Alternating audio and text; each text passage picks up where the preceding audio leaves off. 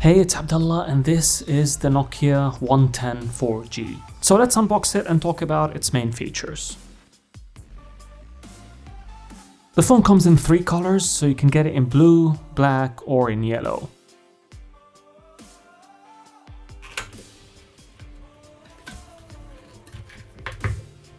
Inside the box there is the phone. I got it here in Aqua, which is blue.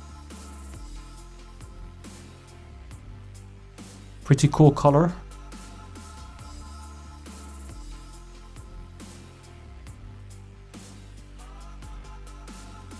A removable 1020 milliamps battery. A 2.75 watts charging brick, which charges through a micro USB port. And your quick guide booklets.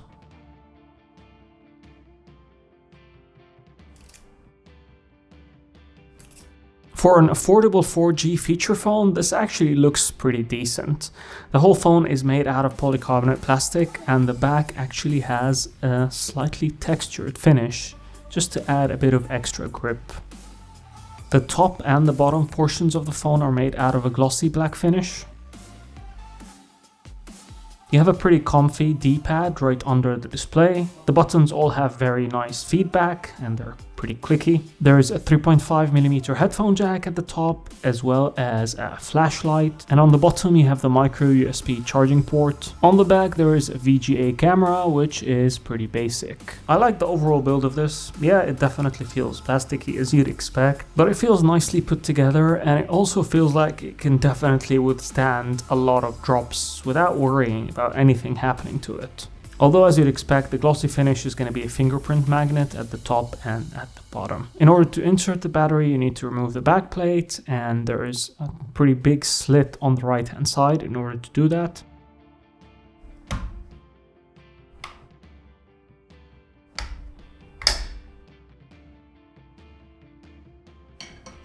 As for memory, the phone comes with 128 megabytes of built-in storage, and you can add up to 32 gigabytes of additional storage using an SD card slot, as well as support for 2 SIM cards.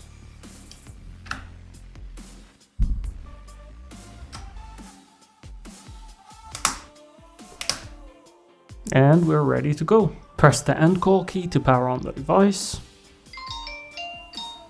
And now we have the 1.8-inch display powered on. It's a pretty small display considering the size of the rest of the device, but that's a trade-off that you make for going for something that's more affordable. On boot up you can select your display language and then time and date. Then you can select the text size, and we'll go small. There is a readout feature, so things on the display will be read out to you, which is a nice accessibility feature, but you do have to have your SIM card in to activate it. The Nokia 110 4G is running on Nokia's S30 Plus platform, which is Nokia's pretty basic feature phone operating system. This is how the lock screen looks like, so it shows you if you have any missed calls or missed messages. So on the main home screen you have the time, date, you can quickly access the camera, you can go to the menu, or you can use the go to button, which gives you quick access to things such as locking the keypad, settings, alarm, torch, music, FM radio, my files, snake, calculator, and this page can even be personalized, so you can rearrange everything or even add more things to it. Here's the standard menu, so you have the call logs,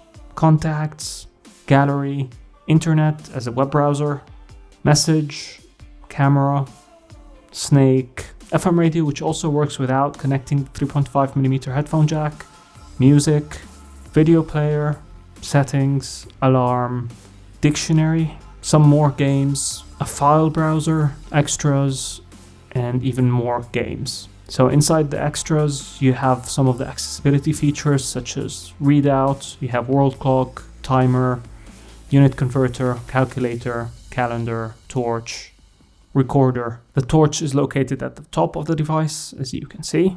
So what are the accessibility features? In case these icons and this font is too small for you, you can also adjust that by going into the settings, display, and increasing the text size, and by going into the menu display and turning it into zoomed. Now going into the menu only displays one big icon as opposed to a grid, which makes it a bit easier to see. And by going into the extras, you can also enable readout, which pretty much reads out everything that's on the display, but it also requires a SIM card to work. The typing experience on the 110 4G is pretty good. The keys are nice and spacious with good tactile feedback, and you can also enable predictive texting, which definitely makes the typing a lot quicker. Other than that, the phone also supports HD voice calls over 4G VoLTE. As you'd expect, Snake is also present here, and it's my favorite version of the game.